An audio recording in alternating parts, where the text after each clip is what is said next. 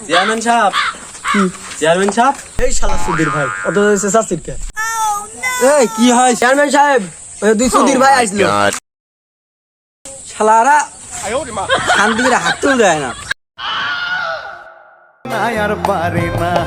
দাঁড়া, বাকি কাজটা সেরে আসতেছি। চেয়ারম্যান সাহেব বসেন বসেন বসেন বসেন।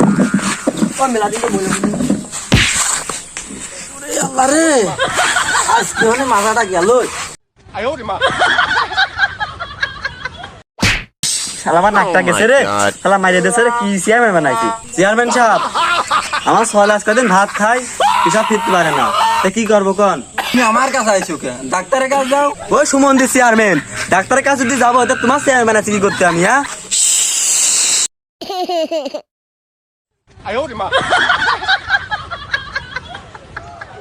এই আব্বা, আমি তো মুতিয়ে ফেলা দিছি। ও চেয়ারম্যান সাহেব, আমার সমিতি চেয়ারম্যান সাহেব।